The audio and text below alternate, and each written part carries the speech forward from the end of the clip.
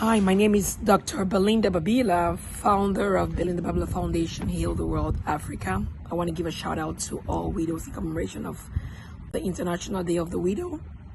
I want to give a word of encouragement to you all. I know losing a loved one, it's not easy. It's not what anybody would wish for anybody else. But again, you guys are facing that situation. What I want to encourage you is to brace it on and to tell yourself that in the word impossible lies possible. Believe in yourself, remember your children, and let your kids be a Y factor in your life when you wake up every day. Remember that you have to push, you have to fight through life every day just to be able to give them that destiny that God wants you to give them. And if God has put this into your hands, God's going to find a way to sustain you, empower you, strengthen you, and give you the courage that you need to move forward and move forth. All right, I have a few questions to answer. Okay, the situation of widows that I've noticed while they've been empowered as I continue to notice a lot of financial and economic hardship. Continue to see widows complaining constantly of constant poverty, lack of finances, lack of support system. And I continue to see a lot of poor health management because of the poverty rate. You know, to go to any healthcare facility, you need money. So the lack of resources, especially finances, puts them in that category where their health is not very optimal because of, obviously poor financial hardship. Continue to see a lot of marginalization, like the widows continue to get sidelined, family members, not treating them right, especially because, from the husband's side, their entitlements are not giving human rights stripped off of them. Continue to see a lot of loneliness and depression, which is definitely obvious. Anybody that loses a loved one, you'd have to go through grieving, you have to go through reminiscence, hardship, just reminiscing, losing your loved one, losing that support system. Sometimes will throw you into depression. But again, I want to encourage them to be strong. It has happened. Their loved ones are not coming back. They have to live with the reality of now.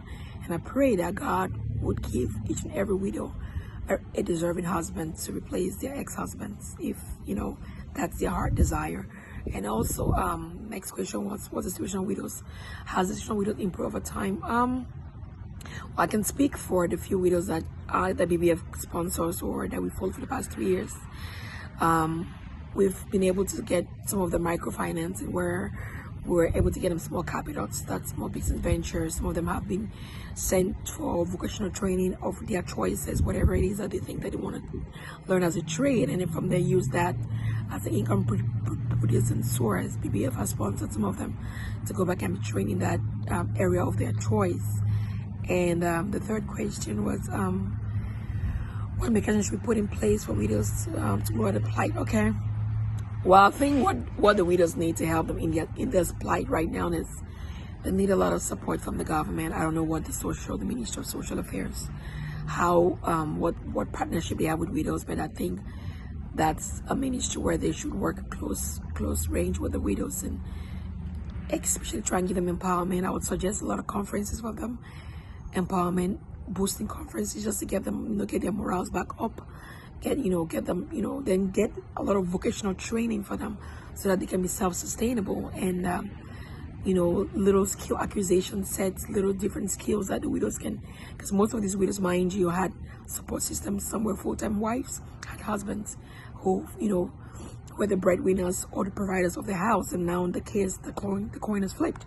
So they have to wake up and brace life and put on their hat as the man, they have to play double roles as the man and as the woman. So I would encourage the government and other NGOs out there to do workshops for widows, to the well-wishers of the nation to sponsor widow. Reach out to charity organizations. We have data. We have lists of widows that we can give out, and you can sponsor widows, sponsor the widow's child, just whatever, in any capacity. Hey, we are blessed to be blessings to others. And if you feel you're blessed enough, you want to bless others, you can always reach out to us. We have a database of our widows, and we know the vulnerable ones in there. We can share that information with you and see how you can be of help and of support to them. And also, those who are actually getting any kind of pension from the government system through their husbands, I would employ on the government to make the process easier for them, to make, you know, those who are illiterate to find a way to assist them so they can be able to get their pensions without any hurdles. Again, my name is Dr. Belinda Babila. I just wanted to, we did celebrate the widows in Ghana. We did celebrate the refugee widows in Nigeria, and we did celebrate with the widows in Cameroon. Again, it is their day. We thought it wise to shine the light on them. We thought it wise to honor and celebrate them, because at BBF we wipe tears and put smiles on people's faces worldwide. God bless you all. Thanks.